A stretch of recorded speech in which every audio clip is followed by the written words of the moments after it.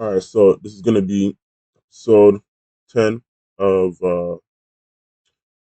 deck profile videos for the Brilliant Stars to Prismatic Evolutions format. This one's gonna be a little more different. Um,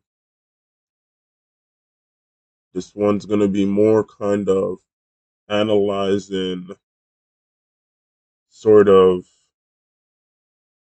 kind of how cards were designed in Scarlet and Violet, and also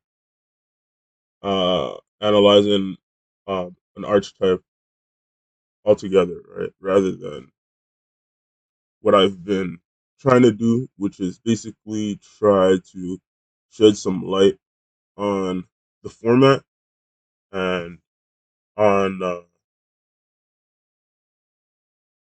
kind of taking a different look at the format rather than the one that's been sort of the mainstream take on the format, right? Yeah, so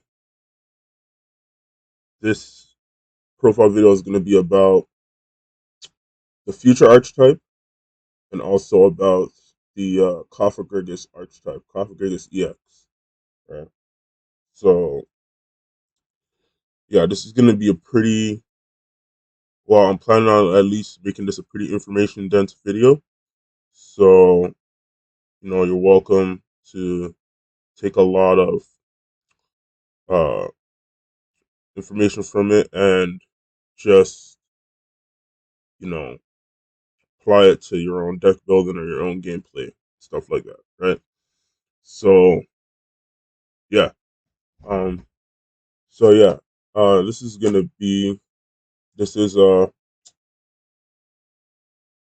Future Cofagrigus. This list I made about um made this list in Stellar Crown, and I kind of went back over it and refined it for Prismatic Evolutions, and also refined it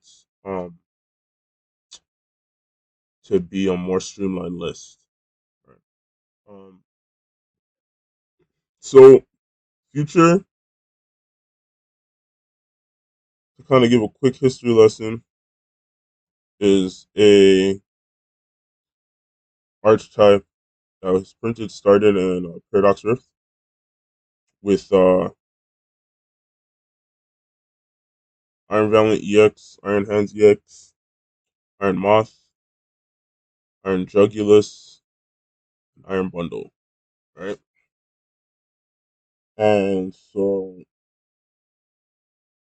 they had been sort of um, printing future or ancient cards. You want to put it that way because you can see that they have some Maridon and Coridon cards before Paradox Rift, and also they have a Great Tusk and Iron Treads as well from Scarlet and Violet base set. But in terms of giving them an actual attribute, they didn't do that until Paradox Rift. Right? So, like a lot of archetypes that weren't like Charizard or like Gardevoir in Scarlet and Violet, the archetypes were generally overlooked. Um, and I feel like this was kind of a travesty almost because, especially coming out of COVID, you know, um, we're returning back to tabletop Pokemon, and with a format that they've worked so hard on, clearly, I'm going to get into. Um, it's kind of unfortunate that these archetypes didn't really get a lot of play, didn't get a lot of attention, and did not get a lot of testing as well, right? And so yeah, the reason I say that is because these cards came out, they were pretty much overlooked, right? Nobody really gave them a bad damn eye for many reasons, right? Um, Mainly because a lot of trading card game players probably don't play Pokemon like the game, so they weren't really as excited as someone like me who's a very avid Pokemon player, and also because these cards were just coming compared to Sun and Moon. I mean, Sword and Shield, which is a pretty straightforward format. You just play VMAXs, and then yeah, straight up, that's it, right?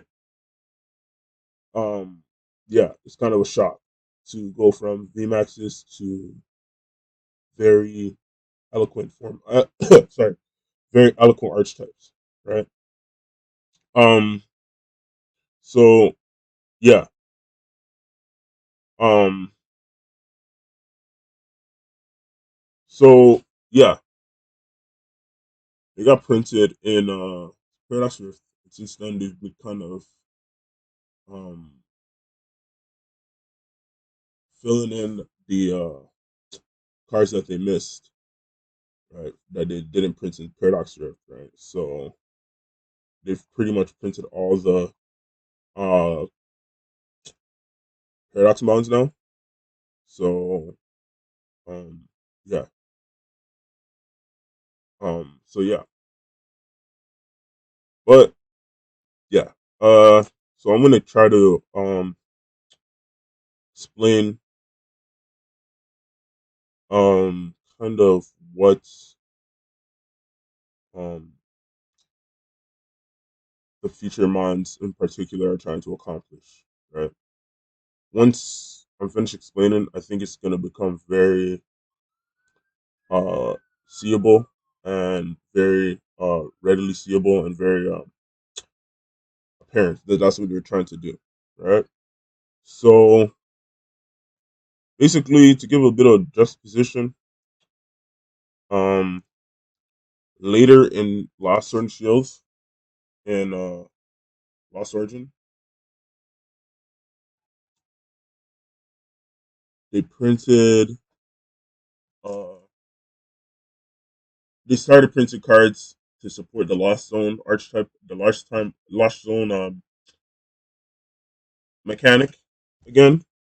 So you got a lot of cards like my cargo, um, got like Cramorants, right? Banats,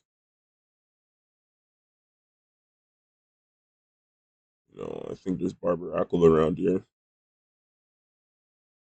right?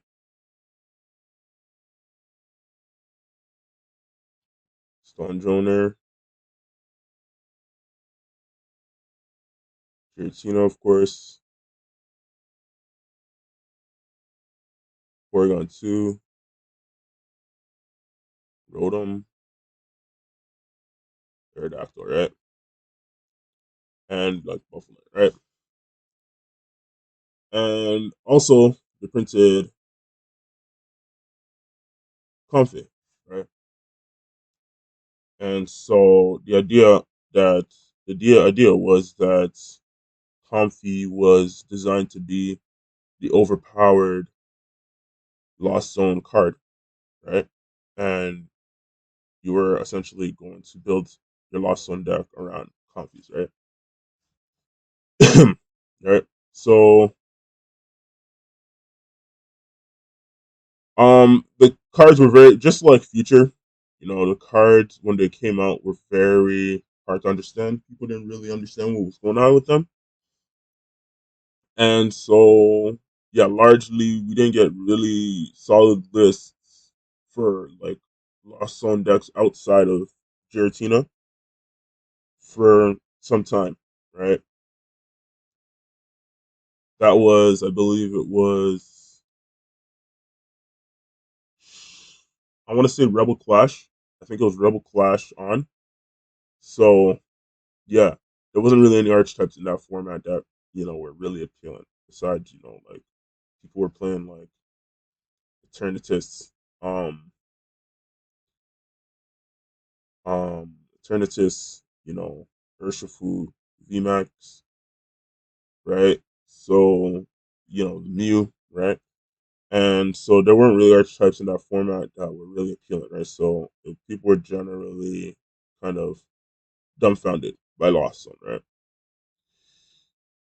And ultimately the only reason that Lost Zone actually even kind of gained any traction eventually is because of how just blatantly overpowered Comfey was, right? +1 on a basic Pokemon, and it's not even a detriment to your deck because you're trying to get cards in a Lost Zone anyways, right? So yeah, that's generally how they introduce archetypes. They introduce them with um cards that are designed to be just super overpowered, right? Future is no different, right? And to kind of also summarize this, um, this archetype was also a nod to a certain style of playing called checkmate decks, right? As they're called in Pokemon game, Pokemon trading card game, right? Um, these are archetypes, right, where you basically try to set up a board, right? So generally, the community decided that Cramorant, you know, um, Sableye, which I overlooked, and then various very powerful basic Pokemon, right? So you would have like um, Drapion, so you can attack Mew, uh, you know, and so on, right? And you're just trying to set up a board state where your opponent could not out it no matter what line that they took, right? And that's generally what checkmate's design is, right? Um, so yeah, future is no different, right? You look at the future cards and quickly you'll realize that they're trying to create a checkmate archetype again, just like they created with Lost Sun, right? So you don't really have like a wall Pokemon in future. Well, now you do with this Miraidon, but four in like Temporal Forces, Shadow Fable, etc. You didn't really have a wall Pokemon, right? You didn't have a very powerful draw engine, right?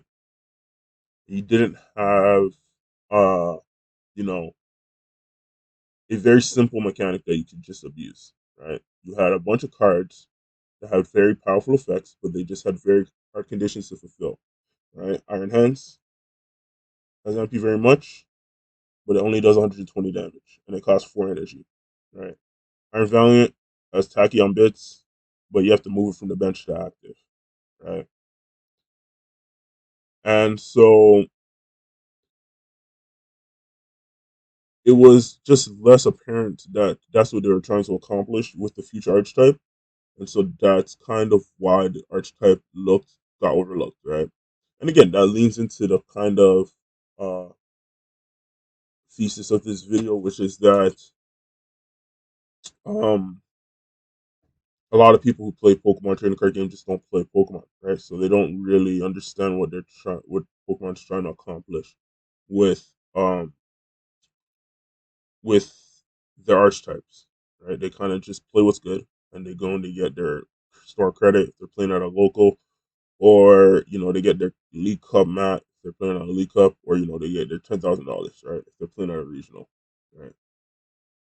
So yeah, right, that's kind of what they were trying to accomplish, right? And so it may seem a little odd that they print an archetype, right, where it's designed to have a goal, right? But there's not really a card like Comfey, right?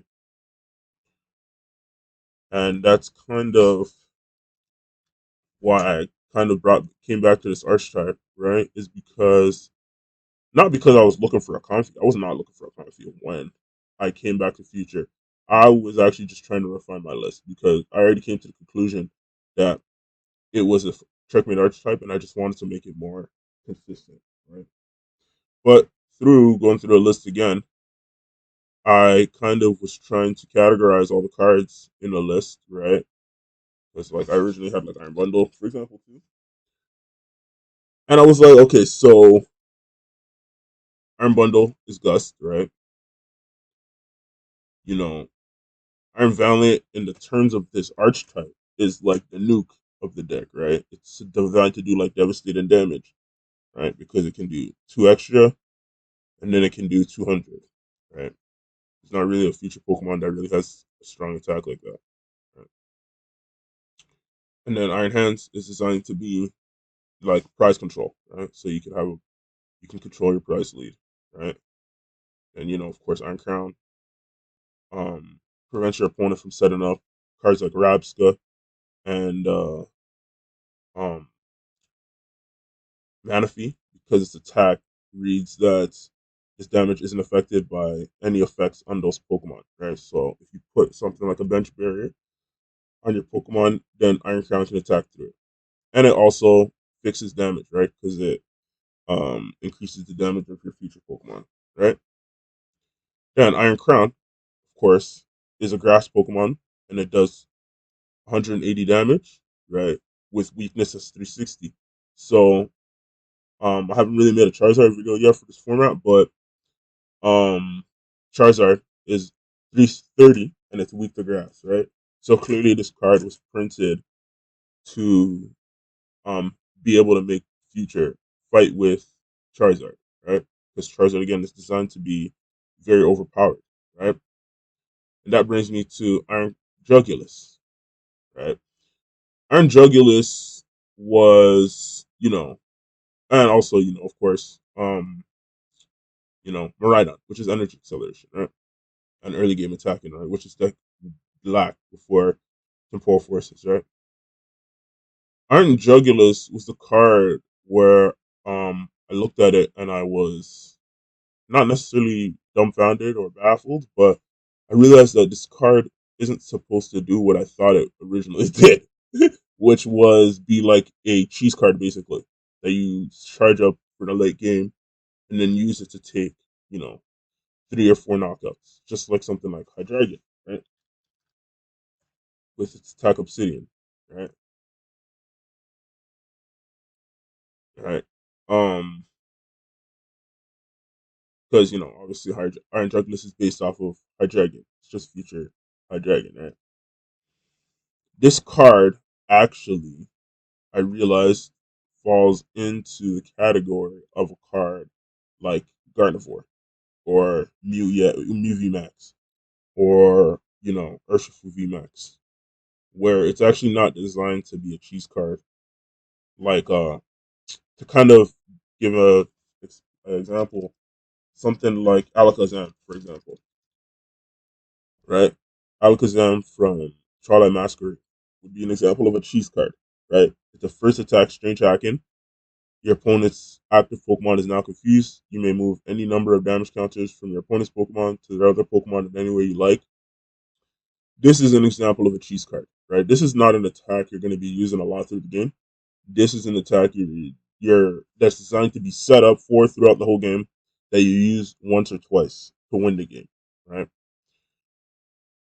Right. So, yeah, this card is not supposed to be a cheese card.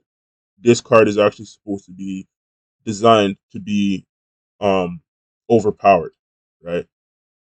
And it becomes very apparent once you kind of have that revealed to you, is because first attack, right, does damage to 3 different Pokemon, right? And immediately that is just a red flag, right? Where it's like, okay, yeah, this card this card is very strong because there's not a lot of attacks that do 30 that do damage to 3 Pokemon, especially anywhere on the board, right? You don't have to attack an active Pokemon, right? Then it's second attack, which costs 5 energy, but with a future booster energy capsule, it can be used for 3 energy, right? So effectively, both of its attacks have the same cost, and yeah, both are very devastating attacks, right? Especially with damage modifiers, its first attack can do upwards of like 100 and like 200, like 210 damage easily. Just with this list alone, this art attack can do 210 damage, right? So 210 damage with no setbacks, except for the fact that you have to except for the fact that you have to have damage on the Pokemon already, which is not hard because you play cards like um Iron Valiant, right? This card is clearly designed to be in the category of cards like Charizard and Gardevoir, right? And I know that's kind of very hard to conceive, considering how devastating Charizard and Gardevoir are. But you have to understand that obviously there's not necessarily, when it comes to design, there's not a hierarchy of this card is better than this card. There's just cards. There's just, when it comes to the card games, there's just cards designed to do things, and they either do them or not. Ultimately, so that's kind of way I have to understand as a takeaway from this video, right? So um yeah, so that's kind of why I wanted to make this video ultimately, is because I wanted to cover this archetype and kind of cover kind of what Future's role is in the format, right? So yeah, right. And then that brings me to the other part of the archetype, this deck in particular, rather, which is Cofagrigus, right? So Cofagrigus was also printed in Paradox Rift, right? And sort of, Paradox Rift was sort of the like set that was like almost like part two of like maybe if, for example, like a 4 or 5 part series of what would be called the Scarlet and Violet um formats, right? Because it started to introduce new attributes such as future and ancient, right? Also, what it did was it also introduced um cards that kind of made it more apparent what Pokemon was trying to do in the Scarlet and Violet era, right? So Cofagrigus is an example of those cards, right? So in, you know, something like um Sword and Shield, right? Generally you had cards that were trainer cards that you kind of built around, kind of generally Pokemon that were not that strong, honestly. They were not really very devastating Pokemon in Sword and Shields, right? Like if you just jog your memory, it's just like, okay, well, there's Mew VMAX, there was Eternatus VMAX, there was Urshifu VMAX, and there was Lugia VMAX, right? Lugia V Star, right? Besides that, no, the cards that were in Sword and Shield, the Pokemon in particular, were not that impressive, right? What was impressive, however, was the trainer cards, right? So you had cards like Peonia, right? That could put 3 prize cards into your hand, right? And if you play 2 effectively, you can fix your prize cards, right? Cards like Fog Crystal, right? Where you can search any psychic energy card or any basic psychic Pokemon, right? Melanie, right? And so generally, your strategy was built around the power of your trainer cards, right? And you can even take a look at like uh Mew VMAX lists. Mew VMAX was probably the most popular archetype in Sword and Shield, and yet the deck only had like what 11 or 12 Pokemon in it, right? In terms of count, total count, right? And it was just Mew and Genesect. That's it. And then you just built like 30 prize card, 30 or 40 trainer cards around it, right?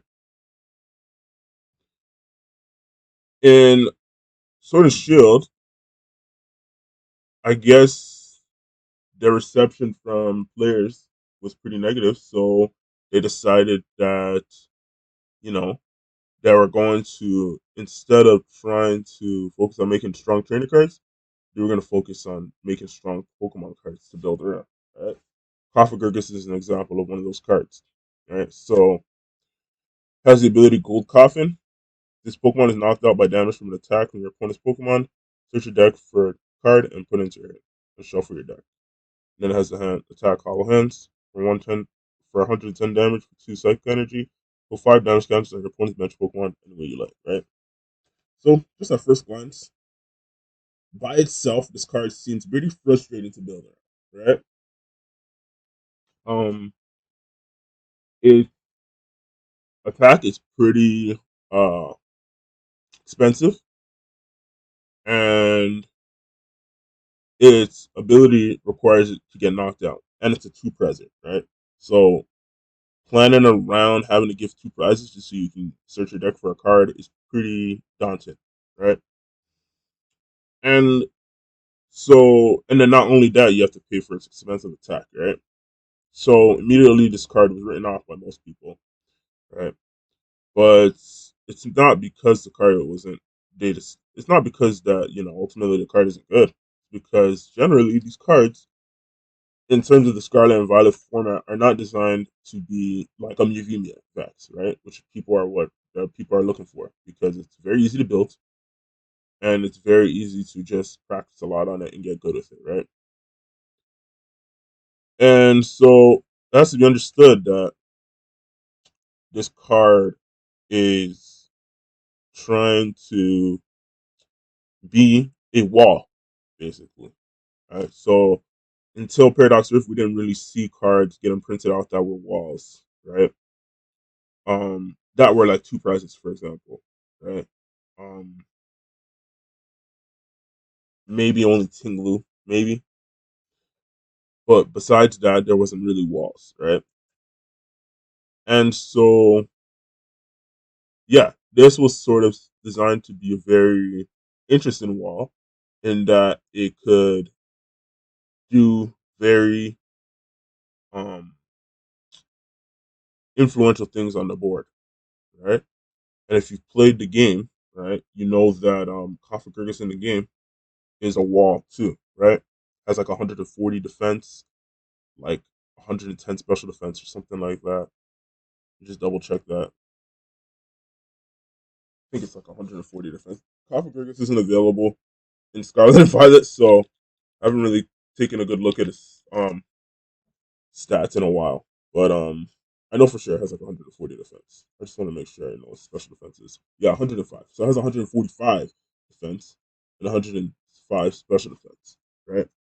So this thing's designed to be a wall, and so in the game it's no different, right? Um, in the trading card game rather, right? And especially in an archetype like checkmate archetypes, which Future is, having a wall like Cofagrigus is very valuable because it lets you set up checkmate board states much easier, right? And so yeah, that's kind of what Cofagrigus was supposed to accomplish, right? It's supposed to be a wall for checkmate decks, right? And so that's kind of how I use it in this deck, right? It's a stage one, which is kind of different than the basic and attribute style decks that Future is, but it's very easy to set up, and you don't even have to charge it up, right? So I'm not gonna really get into lines for this video, but um, that's kind of what is supposed to accomplish in this deck, right? So yeah, that's sort of Future and Cofagrigus in a nutshell, right? So this is the list side of I finalized for Future. And there's just yeah, before I go into the list, there's also one more thing I want to go over, right? Um Future, alongside, the Pokemon that they got printed with them, right? And some of the trainer cards as well. like Future Booster Energy Capsule and Techno Radar. Also got Ace specs, right? And Future wasn't really established as an archetype in Paradox Rift. It was just basically the capsule, um, Techno Radar, and Iron Valiant and Iron Hands, right? Um, but they printed Paladin Fates, right? And then they printed Temporal Forces, right? And in Temporal Forces, um, they started printing um Ace specs, right? And uh Future got the Ace spec Future reboot pod, right? And then Ancient got Awakening Drum, right? But yeah. Um so yeah. Uh this Ace spec reads attach a basic energy card from your discard pile to each of your future Pokemon, right? So this card is actually very cool, right? In that it has a very strict condition. You have to have future Pokemon, and you have to have basic energy cards. But you can attach energy to each of the Pokemon on your board, right? That are future Pokemon, right? And this card daunted me for a while, but when I started to build our future and test it for the Style Crown format, um, sorry, not for Style Crown format, for the Shroud of Fable format, uh, I was testing the card, kind of trying to get a grip on what future was. And then once I realized it was a checkmate archetype, I realized that this card is supposed to be like a checkmate style um trainer card, basically. Right? And so I've been talking a lot about checkmate in this video. And so to kind of explain what checkmate is a style of control, basically, where you basically try to set up a board state where your opponent can't where you can't lose and your opponent can't win no matter what line your opponent takes, basically, right? And so that's basically what reboot pod is. It's basically supposed to be a checkmate um style card, right? Where, to give an example, basically you set up a board state where you can use reboot pod, charge up a whole different bunch of attackers, and then your opponent can't just knock out one attacker with like a decisive gust or a snipe or something like that because you have all your attackers set up already, right? So people look at a card like Regal Pod and they look at a lot of cards like this, right? They look at a lot of cards like, oh, why did Pokemon even print this card? They could have just printed support for Charizard, or they could have just printed support for Goldengo or something like that, right? And this, well, you have to get to the design of the card, right? Ultimately, Pokemon trading card game is a game. Right? It has game in its name, right? So first and foremost, it's a game, right? Or otherwise, Pokemon wouldn't have made it because Pokemon, again, the trading card game is based off the Pokemon series, which is a game, right? And so it's not like the anime, where Pikachu can hit Rhydon with a thunderbolt, right? This is not, it's not cinematography, it's not art, it's not you know, it's not storylines. It's a game, right? And games to function need to have order, right?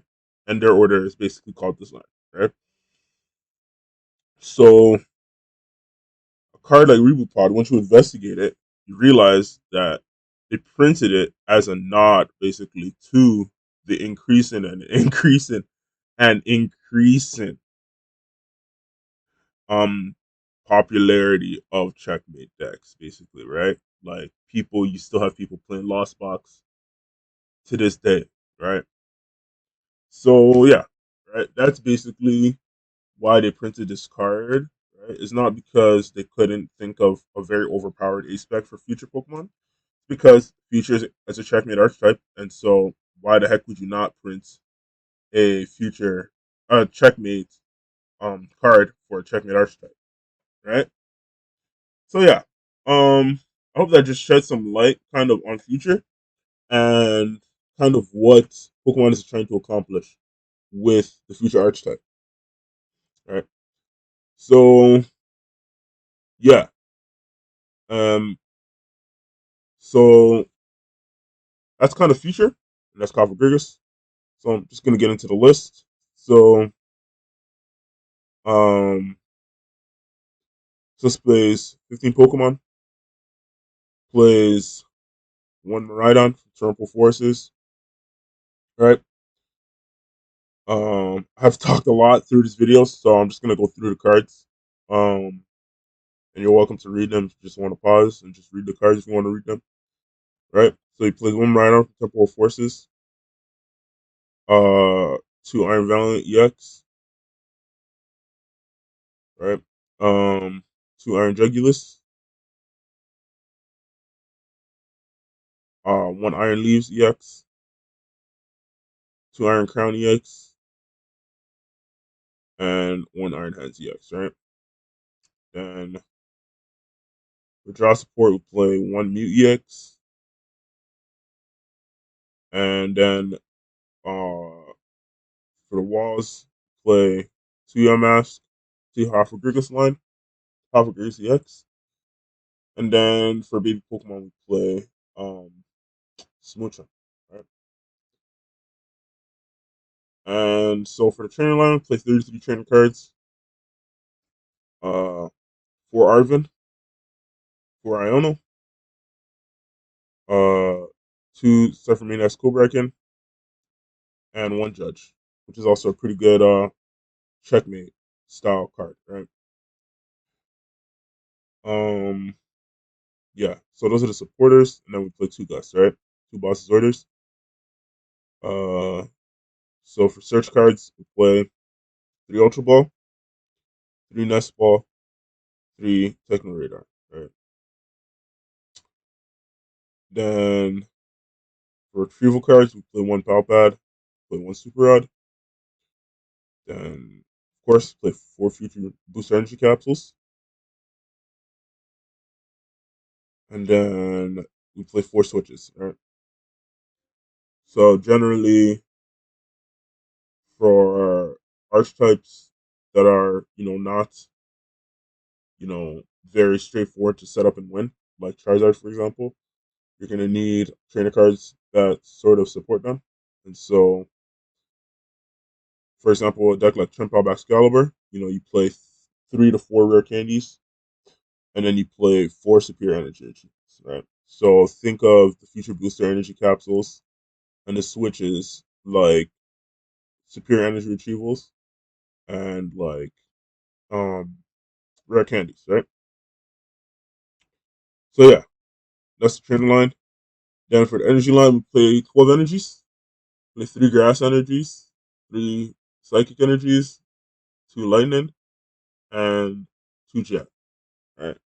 So if you want to, you can switch out a grass energy for like a jet energy or for a psychic energy. But I play three because Charizard is a very hard matchup. So you don't play a card like TM Devolution. So I don't want to prize one energy, grass energy, and not be able to tackle Iron Leaves. And also, it just lets me hit my grass energies more consistently. So yeah, I like to play three instead of two, right? And you only need one lightning energy to attack with Iron Hands. So two is just fine, right? So yeah, that's the deck, right? And yeah, I went over a lot of information in this video, so I'm just gonna wrap it up there. I hope you got a lot of valuable information from this video. I hope you liked this. It's a little more different than covering decks I think are meta. So yeah, hope this is pretty well received, and maybe if it's well received, I'll make more of these videos. Right. So yeah, um, and yeah, there's a lot of archetypes in this format that are pretty cool. So yeah, give the format a look and see if there's another archetype that's kind of gotten overlooked that I want to cover on this channel, right? So yeah, that was Future Cofagrigus. Hope you enjoyed it, and thank you for listening. And I'll see you in the next video.